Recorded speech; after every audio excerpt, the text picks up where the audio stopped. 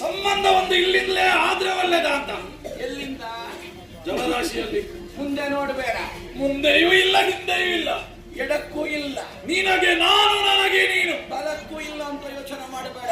ಮತ್ತೆ ನನ್ನ ಎಡಕ್ಕೆ ನೀನಿದ್ದಿ, ನಿನ್ನ ಬಲಕ್ಕೆ ನಾನಿದ್ದೇನೆ. ನನಗೆ ಬಲ ನೀನು.